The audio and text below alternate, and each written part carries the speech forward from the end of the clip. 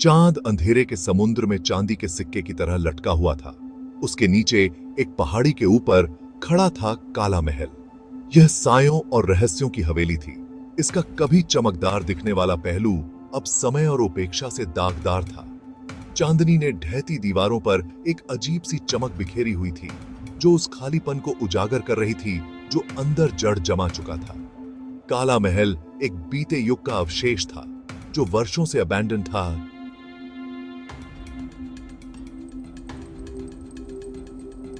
इसकी खिड़कियां खाली आंखों की तरह नीचे गांव को घूर रही थीं। कोई भी उसके पास जाने की हिम्मत नहीं करता था, दिन के उजाले में नहीं और रात की आड़ में तो बिल्कुल भी नहीं। हवेली एक साइलेंट सेंटिनल की तरह खड़ी थी, भूली हुई कहानियों और फुसफुसाते डर का एक स्मारक। वर्षों के अबैंडनमेंट ने अपना असर दिखाया था।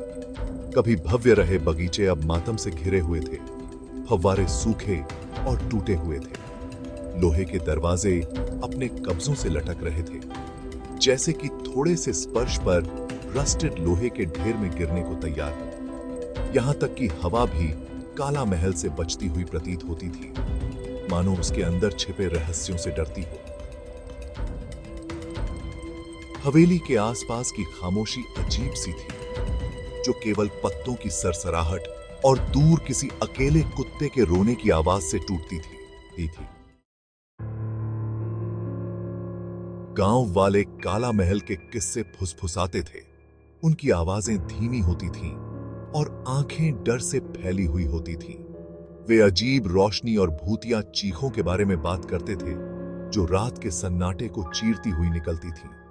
कुछ लोगों का कहना था कि हवेली में उसके पूर्व निवासियों की आत्माओं का वास है। उनकी बेचैन आत्माएं हमेशा के लिए सड़ती दीवारों से बंधी हुई हैं। बूढ़े आदमी और औरतें, जिनके चेहरों पर बीते युग की यादें अंकित थीं, उन कहानियों को सुनाते थे जो उन्होंने बचपन में सुनी थीं। बर्बाद हुए एक अमीर परिवार, विश्वासघात, पागलपन और असामयिक मृत्यु की कहानियां। कहानी के हर वर्णन ने डर और रहस्य की एक नई परत जोड़ी,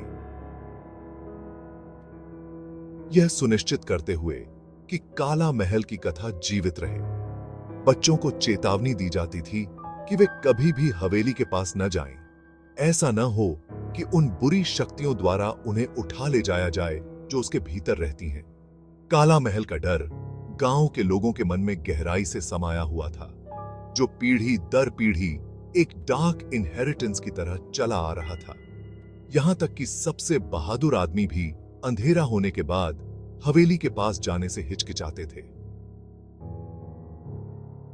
कहानियां चाहे सच हों या केवल अतिस्क्रिय कल्पनाओं की उपज, उन्होंने गांव के लोकगीतों में खुद को ढाल लिया था, जिससे डर का एक ऐसा आभामंडल बन गया था जो काला महल के आसपास की हवा में व्याप्त था। हालांकि विजय दूसरे ग्रामीणों की तरह नहीं था। वह लगभग 16 वर्ष का एक युवक था, जिसका हृदय एक अतृप्त जिज्ञासा और रोमांच की प्यास से भरा हुआ था। फुसफुसाहट और चेतावनियों ने केवल उसकी रुचि को और बढ़ा दिया, जिससे किंवदंतियों के पीछे के सच को उजागर करने की उसकी इच्छा और प्रबल हो गई। एक चांदनी रात विजय ने अपने 3 सबसे करीबी दोस्तों को इकट्ठा किया।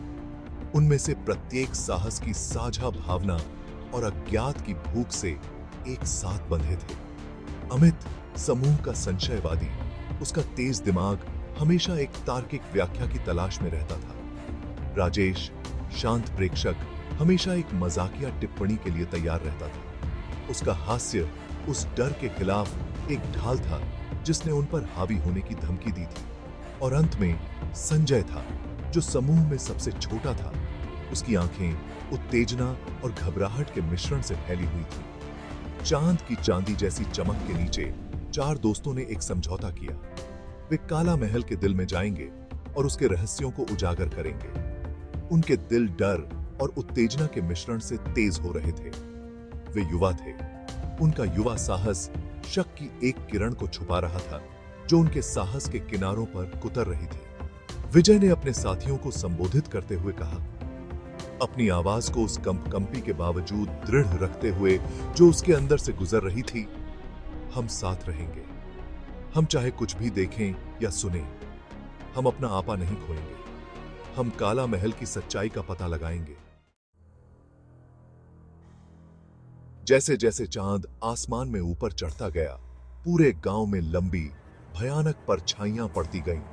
चारों दोस्त उस पहाड़ी की ओर चल पड़े जहां काला महल उनका इंतजार कर रहा था। हर कदम के साथ गांव की जानी पहचानी आवाजें उनके पीछे फीकी पड़ती गईं और उनकी जगह एक अजीब सी खामोशी ने ले ली जो उन्हें चारों ओर से दबा रही थी। गीली मिट्टी और सड़ते पत्तों की गंध से हवा भारी हो गई। दूर से एक उल्लू फूटा। उसका शोकाकुल रोना उनके अपने डर को प्रतिध्वनित करता हुआ प्रतीत हो रहा था।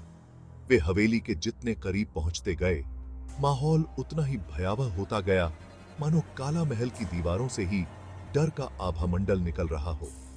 हवेली तक जाने वाला रास्ता मातम और कांटों से भरा हुआ था, जो वर्षों की उपेक्षा का प्रमाण था। लड़के लड़खड़ाते और ठोकर खाते हुए आगे बढ़े।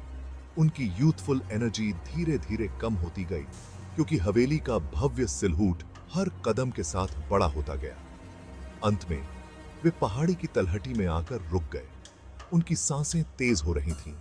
उनके ऊपर कब्र से निकलते हुए विशाल कंकाल वाले हाथ की तरह एक मृत पेड़ की गांठदार शाखाएं हवेली के ढहते हुए अग्रभाग पर खरोंच रही थीं, जिससे एक खरोंचने की आवाज आ रही थी, जिससे उनके दांत किनारे हो गए। रुमुशने की फोफा।